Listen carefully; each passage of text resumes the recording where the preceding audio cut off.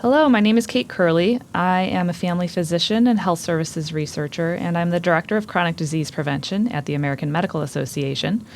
This presentation is about statin management in high-risk groups. Specifically, we'll recap some of the key highlights from the 2018 ACC and AHA guideline on the management of blood cholesterol. As I already indicated, the purpose of this talk will be to touch on those highlights from the 2018 ACC and AHA guideline about blood cholesterol. And really, I'll focus on reviewing statin management in the 3 high-risk patient groups. So first, I want to discuss the overall statin management approach outlined in the ACC-AHA 2018 guideline. The first step is to determine which statin management group your patient falls into. After you've determined which statin management group your patient is in, you're going to want to do 2 things. First, you want to institute lifestyle therapies, and simultaneously, you want to initiate the appropriate intensity statin therapy. It's important to note that this is not a sequential process. The reason for this is that lifestyle therapy alone will typically not reduce LDL to the degree that we want to see in high-risk patient groups. So, for example, diet will typically reduce LDL by less than 10 milligrams per deciliter. And exercise, really the same thing. LDL is reduced by about 5 milligrams per deciliter. With high-risk patient groups, we want to see an LDL reduction of 30%, sometimes more than 50%. And so that's why we want to initiate both lifestyle therapies and statin therapy at the same time. Lifestyle therapy is very important, but it's not the focus of this presentation today. After we initiate therapy, we want to monitor the patient's response to therapy. And then for certain people who are not experiencing an LDL reduction that we would like to see, we may consider adding non-statin therapy as well. That is also not included in this presentation. I'm going to focus primarily on determining risk groups, appropriate intensity statin treatment, and monitoring patients' responses. So first, let's review the 4 statin management groups. Those with stars on them are our 3 high-risk groups that this project is focused on. The first group is patients with clinical ASCVD.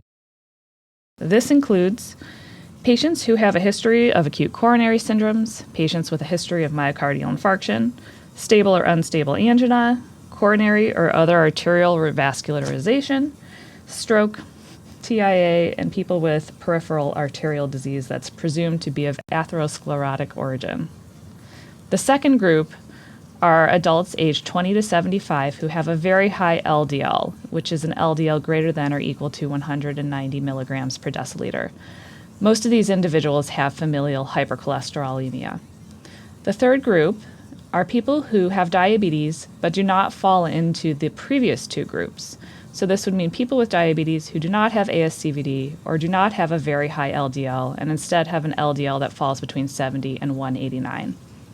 The fourth group that is not the focus of this project are people who do not have diabetes or a very elevated LDL or ASCVD, but need statins for primary prevention. Now, I want to point out that the 3 high-risk groups with the stars do not need to have their 10-year ASCVD risk calculated before statin therapy is initiated. Calculating a 10-year ASCVD risk is only required for people who fall into that primary prevention group. Before I review appropriate intensity statin therapy in the 3 high-risk groups, I want to first talk about how the benefits and risks play out for these 3 high-risk groups. So this table here is recapping an analysis of NHANES data. And the way to think about this table is that this first row is focused on people who have clinical ASCVD.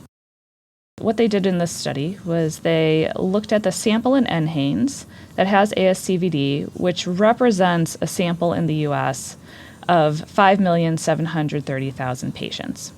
And what we see if we give these people statins, we would expect to see 62,600 fewer ASCVD events per year. The number needed to treat for this population is 9 people, meaning that we would need to treat 9 people who have ASCVD with a statin for 10 years to prevent 1 incidence of ASCVD or one ASCVD event. This is actually a very, very good number needed to treat, indicating that statins are highly effective for patients with ASCVD. Same thing for the next rows. So for people who have a very elevated LDL, the number needed to treat for 10 years is 19 people. Again, this indicates a highly effective number needed to treat. The last rows here look at people with diabetes. They're broken down by their ASCVD risk, which is not something that you need to do in practice, but you do need to know that most of your patients with diabetes are going to fall into that row for people who have an ASCVD risk of greater than or equal to 7.5%. And so for this group, the number needed to treat is 15 for 10 years. So again, statins highly effective for all of these high-risk groups. And if we compare this to the numbers needed to harm, we see that we would need to treat about 167 people for 5 years with statins in order to cause one significant adverse event. For high-intensity statins, the number needed to harm is 63. So in the end, the benefit-risk trade-off indicates that for people in this high-risk group, or these three high-risk groups, statin therapy, the benefits clearly outweigh the risks. So now let's talk about high-intensity and moderate-intensity statin therapy. High-intensity statin therapy means using a statin that is dosed to reduce the LDL by at least 50%. There are two options in the United States: atorvastatin dosed 40 to 80 milligrams per day, and rosuvastatin dosed 20 to 40 milligrams per day. Moderate intensity statin means reducing the LDL by 30 to 49%, and you have several options there for moderate intensity statin therapy, including atorvastatin, rosuvastatin, simvastatin, and pravastatin at the doses indicated. I want to point out that the statins that have an asterisk next to them have a longer half-life. And what that means is that you can actually administer them at any time of day. So for patients who are struggling to take their statin at night, it may be easier for them to take it in the morning with the rest of their medications. So those with the asterisk can be administered in the morning. Now let's review appropriate intensity statin therapy for our three high-risk groups, starting with our patients who have clinical ASCVD. This group is actually fairly straightforward. So for people age 75 and younger, it is clearly recommended, and there's strong evidence that these people should be treated with a high-intensity statin. For people over the age of 75, you can consider it a moderate or high-intensity statin, and you want to think through their risk factors and their functional status and have a conversation with your patients before you decide which intensity to pursue. We all have many patients in this age group who actually have a pretty significant life expectancy, may be expected to live more than 10 years, and for those people, it's definitely worth considering a high-intensity statin. On the other hand, if you have a patient who is frail or could potentially struggle with multiple drug-drug interactions, in those folks, perhaps a moderate-intensity statin may be more appropriate. One thing that is new about the 2018 guideline is that it addresses heart failure patients. So for patients who have clinical ASCVD and they have heart failure due to ischemic ASCVD, and they also have a life expectancy of 3 or more years, consider using a moderate intensity statin.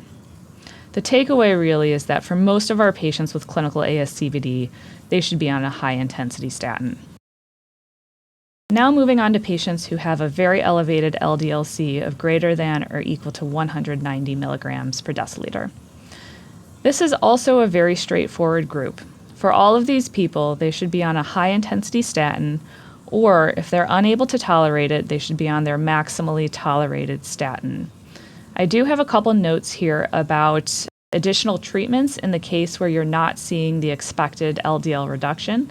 So this is a group of people in which you may consider using ezetimibe, or you may consider using a PCSK9 inhibitor if they're not experiencing the expected LDL reduction.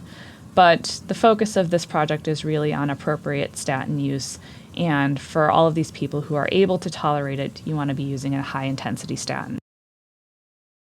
Our third high-risk group are people who have diabetes and do not fall into those previous two groups.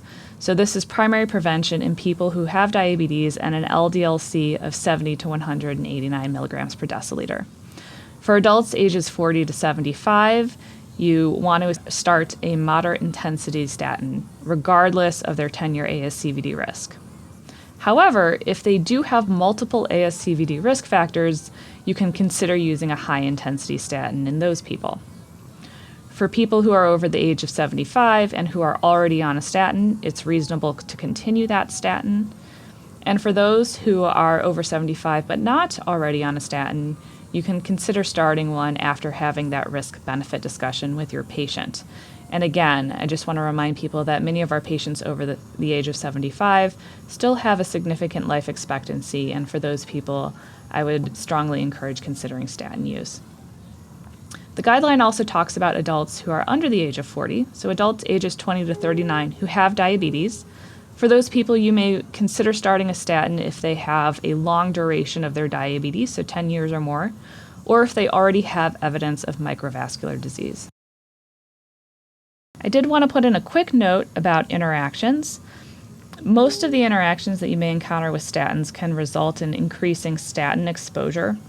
This could theoretically increase a person's chances of experiencing adverse effects. But for the most part, it's fine to use statins, and in some cases you can choose a statin that is less likely to have an interaction. I do want to point out that atorvastatin can increase digoxin levels, and that several statins can increase an INR for people on warfarin. But that doesn't mean that you should avoid statins in people on warfarin. In fact, they are almost certainly indicated, but you do want to make sure that you monitor that patient's INR. After you've initiated statin therapy, you need to follow up with your patient and check their lipid panel. For patients who have just started a statin, you want to check a lipid panel 4 to 12 weeks later. And then after that, you're checking every 3 to 12 months as indicated. Statins produce a pretty predictable response in LDL. So the main reason to check an LDL level after a patient has started a statin is to check for medication adherence. So if you don't see the expected reduction in LDL after initiating a statin, the first conversation that you want to have is about medication adherence before you think about adjusting that statin dose. One important piece in the guideline is that you don't need to routinely monitor transaminases. In fact, you don't even need to check baseline transaminases before initiating statins. I actually say the new baseline that you should be checking is having a conversation with your patient about muscle symptoms and documenting any muscle symptoms before you start statins, because you may need that later on if your patient comes back experiencing potential side effects. So I just covered a lot in a few minutes, and I'm sure you're all thinking, how do I remember all of this? I recommend you take advantage of the American College of Cardiology's LDLC Manager tools. The link is included on this slide. You can use these tools to determine the initial management group of your patient and how to initiate treatment. You can also use these tools to determine if your patient's responding appropriately to a statin, as well as a tool on how to deal with statin-associated side effects. Also, the Journal of the American College of Cardiology has a great guideline summary that's an excellent quick reference tool. And those are the key highlights from the 2018 ACC-AHA Cholesterol Management Guideline.